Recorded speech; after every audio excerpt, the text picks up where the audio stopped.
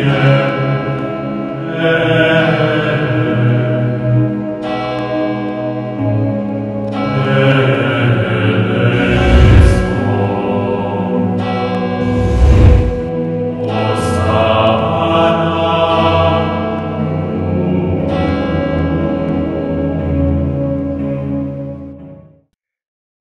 పుత్ర పవిత్రాత్మ నామమున ఆమెన్.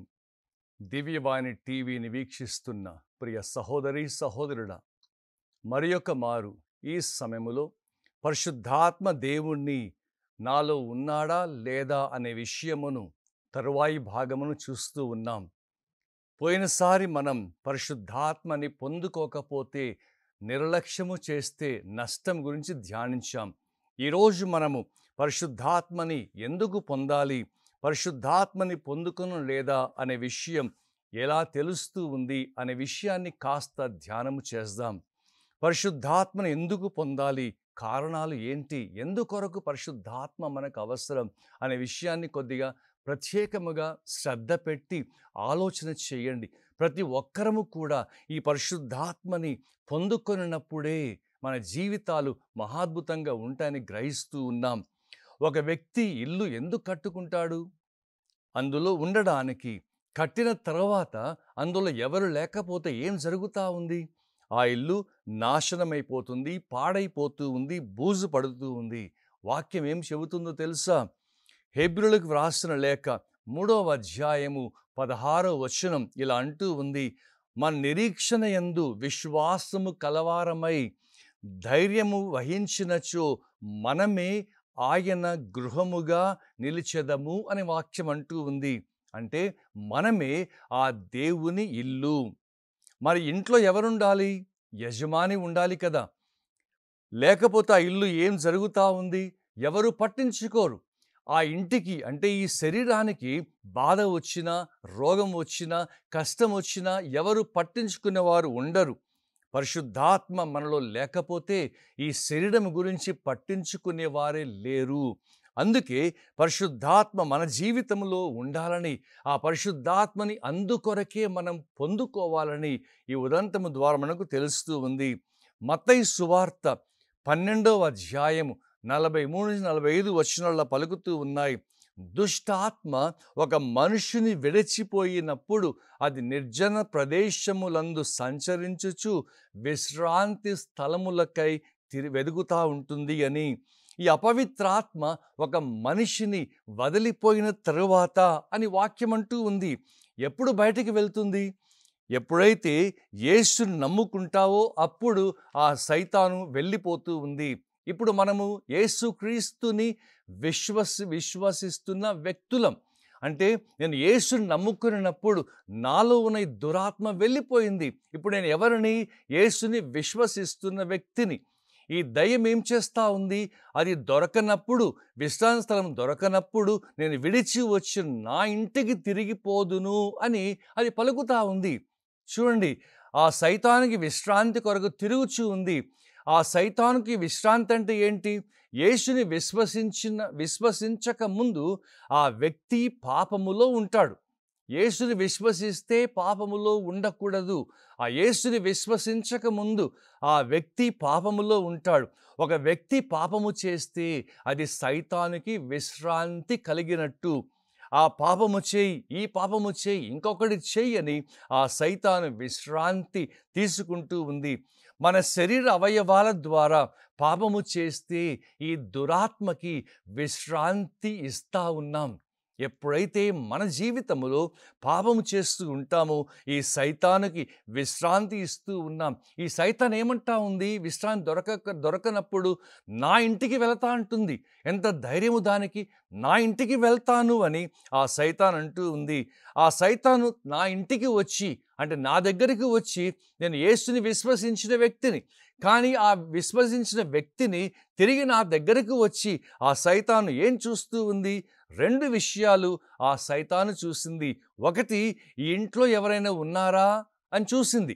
రెండవది, ఈ ఇల్లు ఎలా ఉందో చూసింది. అర్థమవుతుందా? ఎప్పుడైతే యేసుని విశ్వసిస్తానో నాలో ఉన్న దురాత్మ వెళ్ళిపోయింది. వెళ్ళిపోయి విశ్రాంతి కొరకు వెతికింది. ఎక్కడా దొరకల. మళ్ళేం చేస్తా ఉంది? మళ్ళీ నా దగ్గరికే వచ్చింది. నా దగ్గరకు వచ్చి ఏం చేస్తూ ఉంది? 2 విషయాలు చూస్తూ ఉంది. ఇంట్లో ఎవరైనా ఉన్నారా? లేక ఈ ఇల్లు ఏ విధముగా ఉంది అని అది చూస్తా ఉంది. ఇల్లు ఎలా ఉంది? ఊడ్చి, అమర్చి, శుద్ధి చేసి, శుభ్రం చేసి ఎంతో నీట్‌గా ఉంది. నీట్‌గా ఉన్నా కానీ ఇంట్లో ఎవరైనా ఉన్నారా అని అది చూస్తా ఉంది. ఎప్పుడైతే మనము ప్రతిరోజు గుడికి వెళతాం, ప్రార్థన చేస్తాం, ఏదో మొక్కుబడులు చేస్తూ ఉంటాం, ఏదో ఒక విధంగా మనం ఆ దేవుణ్ణి ప్రసన్న చేయాలని చూస్తూ ఉంటాం. కానీ మన జీవితంలో ఆ దేవుడే లేనప్పుడు ఇవన్నీ చేసి ఏమి లాభము? ఆ సైతాను అవన్నీ చూస్తుంది. చూసిన తర్వాత ఏం చేస్తూ ఉంది? ఆ సైతాను ఇంకా వెళ్ళి 7 దెయ్యాలను పట్టుకొని వచ్చి ఆ యేసుని విశ్వసించిన వ్యక్తిలో ప్రవేశిస్తా ఉంది. ఆ ఇంట్లో ఎవరూ లేరని అది గ్రహించుకొని ఆ 7 దెయ్యాలను తీసుకొని వచ్చి ఆ ఇంట్లో ప్రవేశించింది. ఇంట్లో ఎవరుండాలి? 1 కొరింథీ 3:16లో మీరు దేవుని ఆలయమనియు దేవుని ఆత్మకు నివాసమనియు మీకు తెలియదా అని పౌలు గారు ప్రశ్నిస్తూ ఉన్నారు. అంటే ఇది ఎవరుండాలి ఇంట్లో? దేవుని ఆత్మ నివసించాలి. మరి ఆ వ్యక్తితో దేవుని ఆత్మ ఉన్నాడా లేడా? అది ఎవరు చూశారు? ఈ సైతాను చూసింది. ఈ దయ్యము చూసి ఏం చేసింది? ఒక్కసారి యేసుని విశ్వసించిన వ్యక్తిలో ఎన్ని దయ్యాలున్నాయి? ఎన్ని దెయ్యాలు దూరుతా ఉన్నాయి? 8 సైతానులు ప్రవేశిస్తూ ఉన్నాయి. యేసుని విశ్వసించక ముందు ఒక్క సైతానే, ఒక్క దయ్యమే ఉంది. యేసుని విశ్వసించిన తర్వాత 8 దెయ్యాలు వస్తూ ఉన్నాయి. దేవుడు మనలో నివసించకపోతే ఆ సైతానికి నీవు స్థానమిస్తా ఉన్నావు. ఆ దేవునిలో నివసించకపోతే నీ జీవితములో ఈ ఒక్క సైతానుతోనే భరించలేకపోతూ ఉంటాం.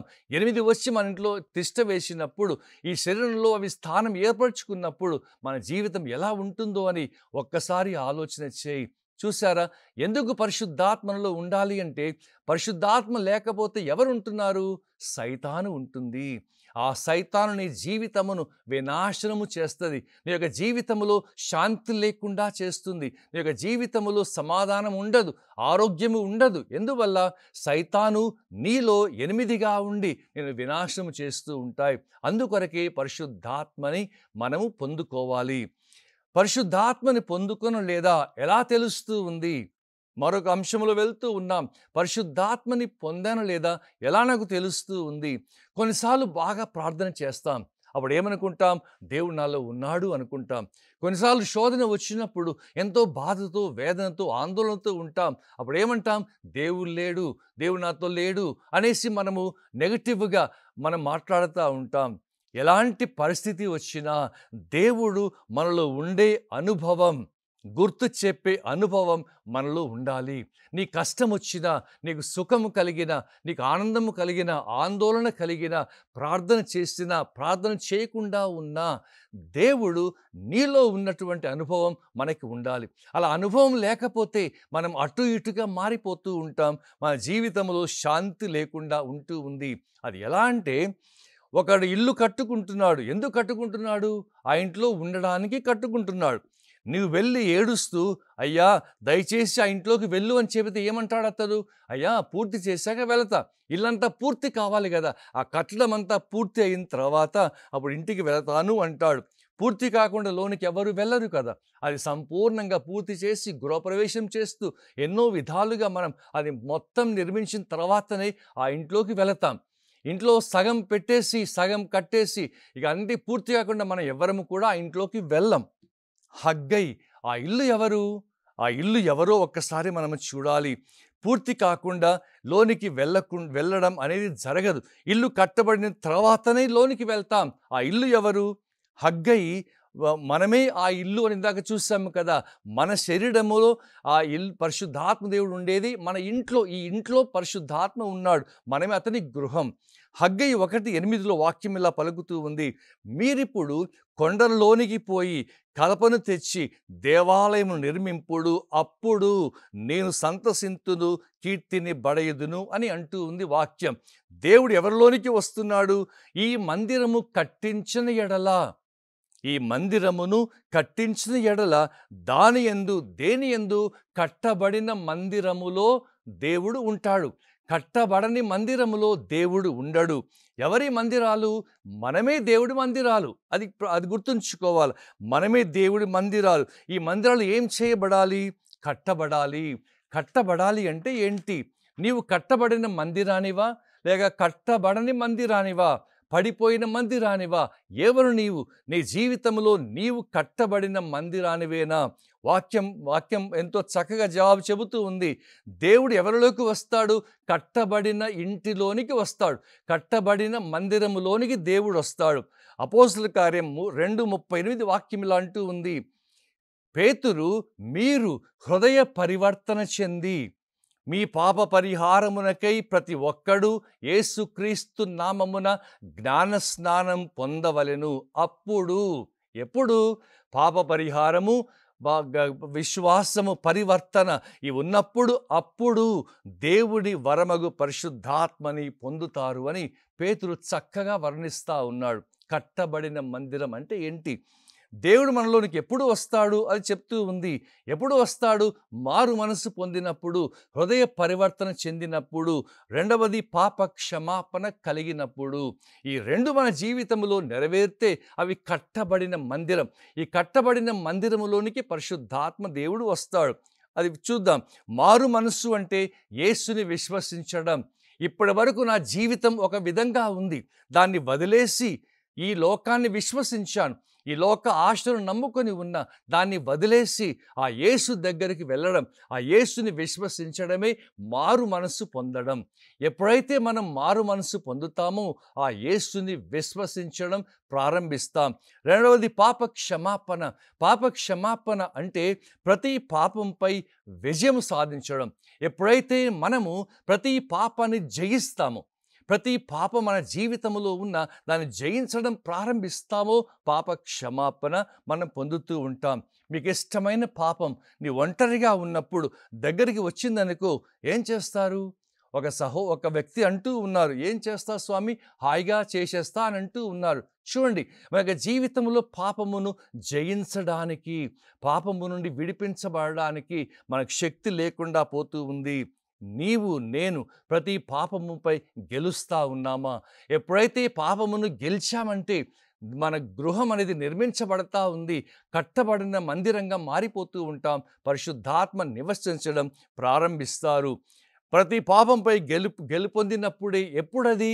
మీరు మారు మనస్సు పొందినప్పుడు, పాప క్షమాపణ పొందినప్పుడు, అప్పుడే పరిశుద్ధాత్మ మనపైకి వస్తారు. అందుకే ప్రతిరోజు కూడా ప్రతి పాపమును జయించే వరకు ప్రార్థించాలి.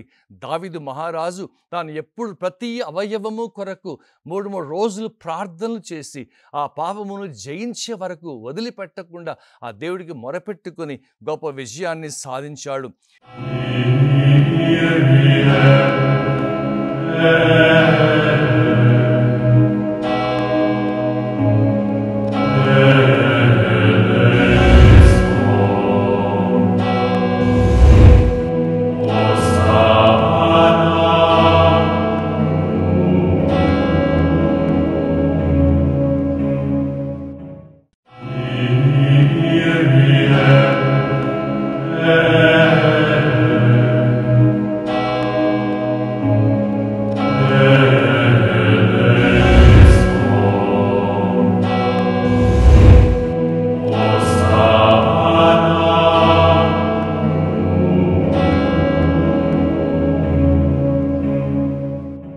యేసు సువార్తను ఎలా ప్రారంభించాడు?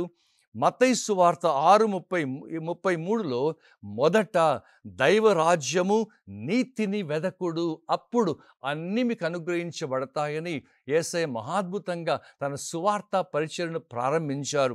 రాజ్యము అంటే ఏంటి? మారు మనస్సు పొందడం. మార్కు సువార్త 1:15లో కూడా అదే వింటూ ఉన్నాం. కాలము సంపూర్ణమైంది, దైవరాజ్యము సమీపించింది, హృదయ పరివర్తన చెంది సువార్తని నమ్ముడు అని వాక్యం అంటూ ఉంది. అంటే దైవరాజ్యం అంటే ఏంటి? మనము మారు మనస్సు పొందడం. తర్వాత నీతి రోమీలకు 3:23-24 మనం వింటూ ఉన్నాం. మానవులందరూ పాపము చేసి దేవుడు అనుగ్రహించే మహిమని స్వస్థతని, విడుదలని కోల్పోయామని వాక్యం అంటూ ఉంది. నీతిని జరిగించేవాడే నీతిమంతుడు. చూడండి, నీతి అంటే ప్రతి పాపంపై విజయం సాధించడం. దైవరాజ్యం అంటే మారు మనసు పొందడం. మారు మనసు పొందడం అంటే యేసుని మాత్రమే విశ్వసించడం. నీతి అంటే నీతిని జరిగించేవాడు, ప్రతి పాపంపై విజయమును పొందేవాడు. అప్పుడు మూడో విషయం, అప్పుడు అపోస్తలుల కార్యములోకి వస్తాం. అపోస్తలుల కార్యములో అప్పుడు దేవుడు మనలోనికి వస్తాడు అని వాక్యం చక్కగా పలుకుతూ ఉంది.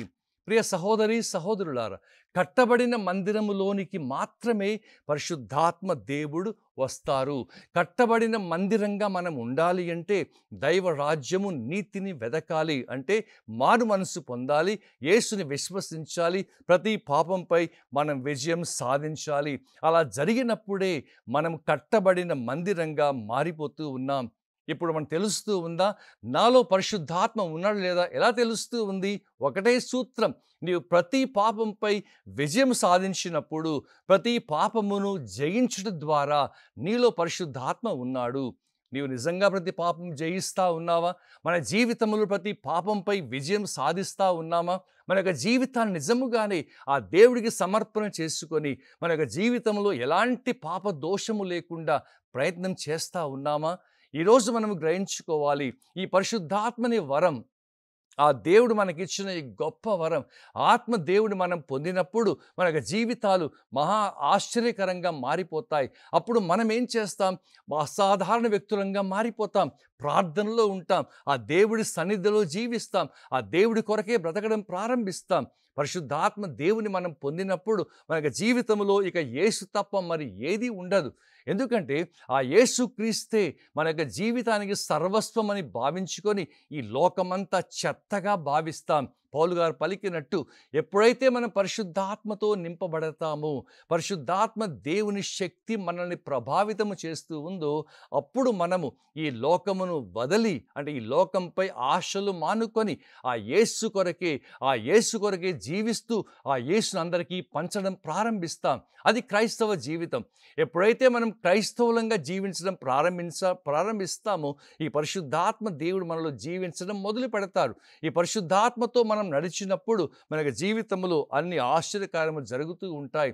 దానికి మనం కావలసింది అపోస్తలుల కార్యము 5:32లో వాక్యం అంటూ ఉంది, దేవుడు తన పట్ల విధేయత చూపు వారికి అనుగ్రహించిన పవిత్రాత్మయును మేమును సాక్షులము అని పేతురు గారు పలుకుతూ ఉన్నారు. అంటే పరిశుద్ధాత్మ దేవుడు మన యొక్క జీవితంలో సాక్ష్యం ఇస్తాడు. పరిశుద్ధాత్మ దేవుడు మనలో రావాలంటే విధేయత మనకి ఉండాలి. పరిశుద్ధాత్మ దేవుని యొక్క జీవితం మనం ఏకము చెయ్యాలి అంటే మనము ఆ పరిశుద్ధాత్మ శక్తితోటి మన యొక్క జీవితాన్ని విధేయతగా చూపించుకోవాలి. దేవుని మాటకి విధేయించాలి, దేవుని వాక్యానికి విధేయులంగా మారాలి, ఆ దేవుని యొక్క ఆజ్ఞానుసారము జీవించాలి. అలా జీవించినప్పుడే మన యొక్క జీవితంలో నిజముగానే ఆ పరిశుద్ధాత్మ పని చేయడం ప్రారంభిస్తారు. పరిశుద్ధాత్మతో మాట్లాడతాడు. ఒక్కటి ఎప్పుడైనా గ్రహించుకున్నావా? ఆ ఆత్మదేవుడు ఎప్పుడు మనతో మాట్లాడుతూనే ఉంటాడు. ఆ పరిశుద్ధాత్మ మనల్ని వదిలిపెట్టకుండా మనలో ఉంటాడు కాబట్టి తాను ఏదో ఒకటి చెప్తా ఉంటారు. యేసు ప్రభు గురించి, ఆ ప్రభుని మహిమపరచడం గురించి పరిశుద్ధాత్మ చెప్తూనే ఉంటాడు. ఒక సహోదరుడు పరిశుద్ధాత్మతో నింపబడ్డాడు. యవ్వన ప్రాయములోనే పరిశుద్ధాత్మతో నింపబడ్డాడు. యవ్వనస్తులారా, మీరందరూ కూడా పరిశుద్ధాత్మతో నింపబడాలి. ఆ యేసుక్రీస్తు సైన్యముగా మారాలి. ఆ ఆత్మ దేవుడి స్వరం మనమంతా వినాలి. అలా విన్నప్పుడే మన యొక్క జీవితం ఒక అద్భుతంగా మారిపోతూ ఉంది. ఈ సహోదరుడు పరిశుద్ధాత్మతో నింపబడిన తర్వాత తాను గుడిసెల్లోకి, వీధుల్లోకి వెళ్ళి సువార్త ప్రచారం చేస్తూ ఉండేవాడు. యవ్వనస్తుడుగా ఉన్నప్పుడే అతడు ఒక ఇంట్లో పైన గది అద్దెకు తీసుకున్నాడు. ఆ అద్దెకి ఇంట్లో ఉంటూ ప్రతిరోజు వాక్యం చెప్పడానికి వెళ్తూ ఉండేవాడు. ఒక రోజున సాయంకాలం వాక్యం అంతా బోధ చేసి 4 గంటలకి ఇంట్లోకి వచ్చిన తర్వాత ఆ 4 గంటలకి ఫ్రెష్ అప్ అయ్యేసి ఆ కిటికీలు, తలుపులని బోల్ట్ వేసేసుకొని 2 కుర్చీలు వేసి ఒక కుర్చీలో కూర్చొని పరిశుద్ధాత్మ దేవా వేం చేసి రండి అన్నాడు. అలా అనగానే సడన్గా ఎవరో వస్తున్నట్టు, తలుపు తట్టినట్టు, లోనికి వచ్చినట్టు ఆ శబ్దం ఇతడు వింటా ఉన్నాడు. ఎవరో నిదానంగా వచ్చేసి కనబడని వ్యక్తి వచ్చి ఆ ఇంకో కుర్చీలో కూర్చున్నాడు. ఇతడు అనుభవం అయింది పరిశుద్ధాత్ముడు వచ్చారు అని. వెంటనే పరిశుద్ధాత్మదేవ ఎందుకు ఇలా రాయించావు, మొదట దైవరాజ్యం నీతి అన్నావు, ఏంటది అని అడుగుతా ఉన్నాడు. పరిశుద్ధాత్మ దేవుడేమో వాక్యములు బైబిల్ నుంచే మాట్లాడుతూ అది చూపిస్తూ ఈ వ్యక్తితో మాట్లాడుతూ ఉన్నాడు. సాయంత్రం 4 గంటల నుండి రాత్రి 8 గంటల వరకు వారు మాట్లాడుకుంటా ఉన్నారు. 8 గంటలకి ఆ ఇంటి ఓనరమ్మ, బాబు భోజనం సిద్ధమైంది రా అన్నది. వినిపించుకోవాలి 9 అయింది, వినిపించుకోవాలి 10 అయింది. 10 అయిన తర్వాత అమ్మ పిలవగానే ఇతడు లేచి వెళ్ళబోతూ ఉంటే పరిశుద్ధాత్ముడు అంటూ ఉన్నాడు, కాసేపు 5 నిమిషాలు కూర్చోవచ్చు కదా అన్నాడంట. చూడండి ప్రియులారా, పరిశుద్ధాత్మ మనతో మాట్లాడని ఎంతో ఆశపడతా ఉన్నాడు. మరి ఆత్మతో నీవు మాట్లాడడం ఇష్టపడతా ఉన్నావా? ఆత్మ వాక్యం స్వరం వినాలని ఆశపడుతూ ఉన్నావా? విధేయత చూపించు, ప్రతి పాపము జయించు, ఆ యేసుని విశ్వసించు. అప్పుడు పరిశుద్ధాత్మ స్వరం అద్భుతంగా వినగలం. అలాంటి కృప దేవుడు మనందరికీ దయచేయునుగాక. ఆమెన్. God bless you.